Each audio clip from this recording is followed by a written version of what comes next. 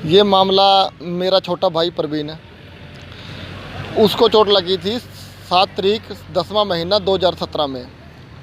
जो फिर उसके बाद वो 4 दिन अगर वो रह कर आया तो हमने दरखास्तें दी बहुत सारी, तो पुलिस वालों ने कोई कार्रवाई नहीं की। 2 महीने 13 दिन बाद जब हमने आरटी के माध्यम से डीएसपी ऑफिस से पूछा गया कि आपने क्या कानून कार्रवाई की है, तो उस टाइम जिस टाइम 1 महीना होने का था तो उन्होंने 751 का मुकदमा दर्ज कर दिया।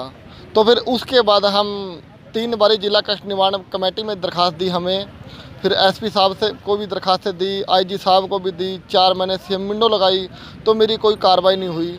तो मैंने मानवाधिकारी भारत सरकार खान मार्केट में दरखास्त दी, प्रधानमंत्री को भी दी, चंडीगढ़ भी दी। तो मेरा मामला भारत सरकार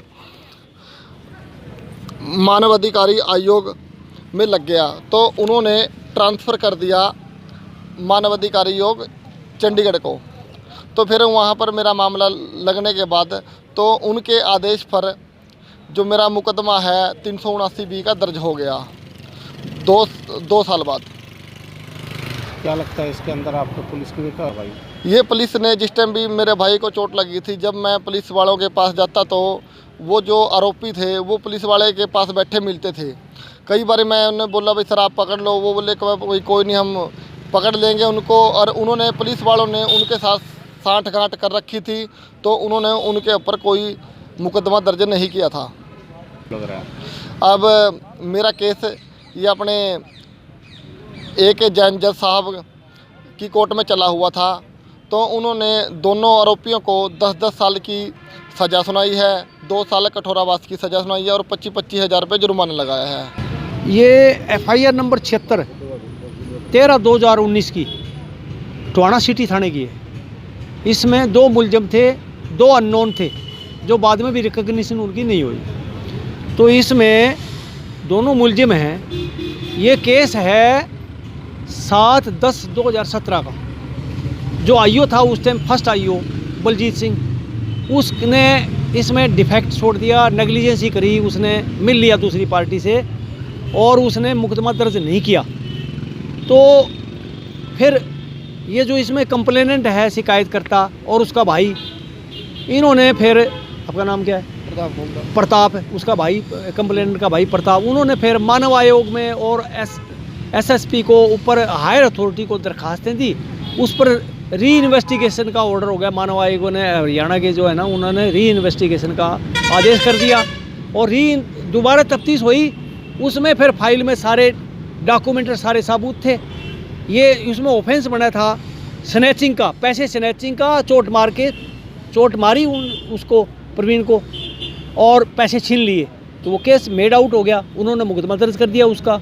और दोबारा तफ्तीश में सारे डॉक्यूमेंट और मेडिकल और सारी एविडेंस फाइल पर लगा के कोर्ट में चालान दे दिया उन्होंने। तो उसके हिसाब से फिर कोर्ट में ट्रायल हुआ, सेशन कोर्ट में था ये। उन पर कई अपराधी, ये जो दोनों मुलजिम हैं सूरज और अक्षय, दोनों पर कई मुकदमे पहले भी चल रहे हैं, स्नैचिंग के और मारकुटाई के, चोरी के। तो कोर्ट ने संज्ञान लेते हुए कई दिन तो अंदर ही रहे, जेल के अंदर, आमतौर पर तो जेल में ही रहे वो। अब केस में गवाहियाँ होगी, सारी गवाहियाँ मेडिकल की होगी, री इन्वेस्टिगेशन वालों की होगी और कंप्लेनेंट और उसका भाई जो मौके पर आ गया था उनकी सारी गवाहियाँ होगी और कोई भी उसमें चूक नहीं गवाहियों वगैरह में।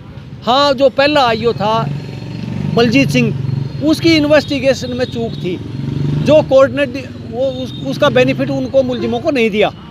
री इन्वेस्टिगेशन से केस शुरू हुआ, उसके बिना पर जो सबूत आए और जो मतलब रिकॉर्ड के अंदर जो बनता था ऑफेंस, वो मेड आउट हो गया और उनकी सज़ा दोनों की, अभिषेक इसकी सूरज की और अक्षय की 10-10 साल की कठोर कारावास कोर्ट ने आदेश दिया और 25-25 हज़ार रुपये दोनों को ना भरने की सूरत में 2-2 साल की उनकी सज़ा कोर्ट ने सुना दी, जो कि फाइल पर आए हुए सबूतों के हिसाब से बिल्कुल जस्टिफाइड, जो जितनी बनती है 10 साल से इसमें जो है ना 379B के अंदर मिनिमम सज़ा है 10 साल ही है और 25,000 रुपये जुर्माना है। वो कोर्ट ने उनको लगा कर सज़ा कर दिया और हवालात बंद कर दिए।